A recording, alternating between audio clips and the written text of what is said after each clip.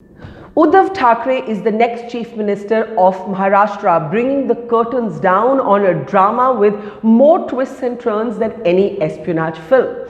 But the remote control that used to be once famously wielded by the Thackeray family will now possibly be held by Sharad Pawar, the strongman Maratha who has outfoxed everybody and had the last laugh.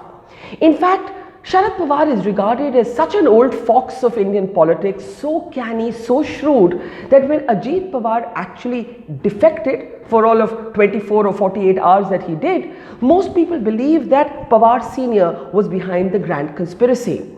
As Pawar emerges as the man of the match and every other political cliche that you can think of for him, the question to ask is, what sets Sharad Pawar apart? What made it possible for a regional politician who has 54 MLAs to take on the ruthless, aggressive, shrewd political machinery of Narendra Modi and Amit Shah?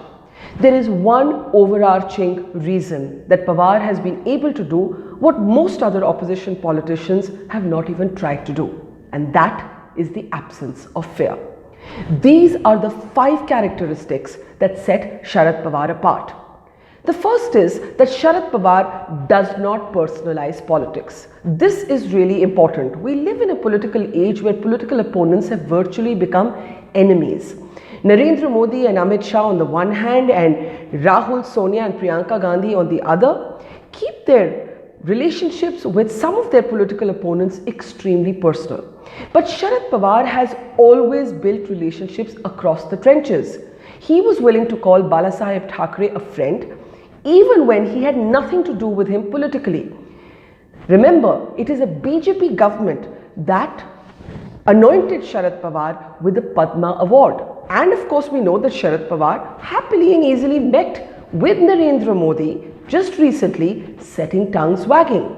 Sharad Pawar is ideology agnostic and has always claimed to have relationships across the trenches. Perhaps it is this absence of sentimentalism that also made him non-reactive to his own nephew's seeming betrayal. He didn't expel him, he didn't speak poorly of him or emotionally about him at any press conference or any press meet, and now Ajit Pawar is back in the family fold, hugging Supriya Sule to make a point about where he actually belongs. So a very, very useful trait, this lack of emotionalism and friends across the trenches. The second defining characteristic of Sharad Pawar is that he actually has a strong foundational rooted base for his politics.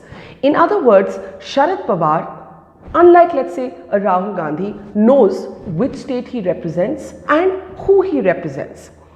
The fact is that Ajit Pawar, if he actually did rebel, and this was not a grand conspiracy of his uncle, did not have the control over the party that Sharad Pawar did, because Sharad Pawar has rooted his politics in Maharashtra.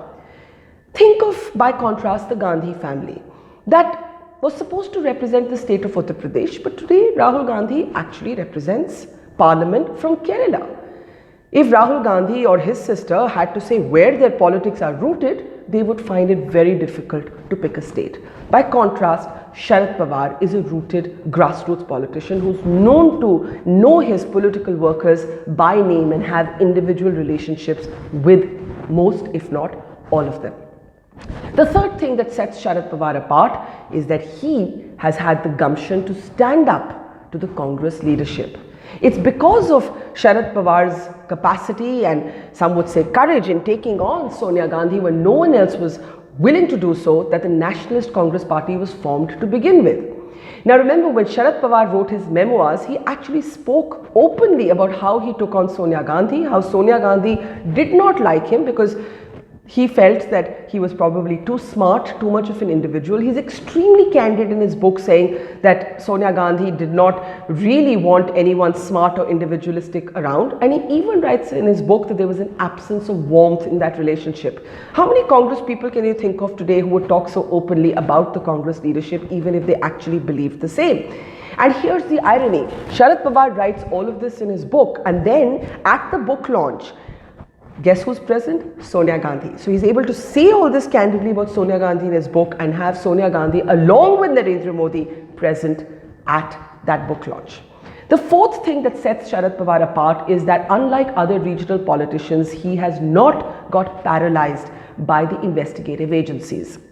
If you look at a certain pattern of regional politicians, you will find that even politicians who were willing to take on Narendra Modi and Amit Shah at one point seem to have simply surrendered to the confines of their state, and it's almost as if they've struck some sort of pact with the BJP. You let us keep the state and we won't attack you, we won't frontally take you on. But when the Enforcement Directorate spoke about opening an investigation into Sharad Pawar and indeed his nephew Ajit Pawar, Mr. Pawar Senior writes a letter to the ED offering to appear before it, and the ED has to write back saying, no thank you Mr. Pawar, we'll call you when we need you. So Sharad Pawar, like an old style politician, has shown a willingness to open himself to investigation and actually not be paralyzed by the threat that an Enforcement Directorate case or a CBI investigation may come his way. Now, this is not getting into the merits and demerits of where the NCP stands on corruption cases. Several NCP leaders are being investigated for very serious allegations.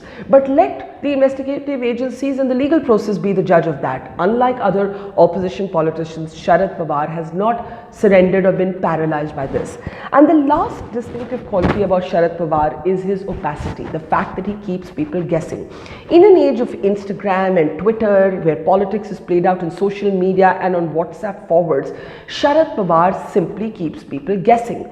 Even when the final touches had been put to the coalition government that was to leave Maharashtra, asked by reporters about an Uddhav Thackeray government, he turned around and almost feigned ignorance because maybe the last dots had not been connected. Till this very moment, literally nobody knows whether Ajit Pawar's crossover was a conspiracy by Sharad Pawar or a rebellion that failed. For the same reason, Sharad Pawar will also keep the Congress and the Shiv Sena on its toes. Sharad Pawar is somebody whose political behavior cannot be predicted to a script. Yes, that makes him, as Pranab Mukherjee once said to me in an interview about him, someone who's always sending mixed signals, but it also makes him a politician who knows how to look after his own interests. So this defining image of Sharad Pawar, a 79-year-old man saying never say die, continuing to campaign in a rain-soaked election campaign, not even shutting down that rally and emerging as the man who has the last laugh should be instructive to the opposition and in fact in particular to the Congress party. If the Gandhis were smart, they would step out of the way, bring Sharad Pawar back to the party that he left, make him the Congress president and let him revive the Congress party in the way that he has revived the NCP to live another day.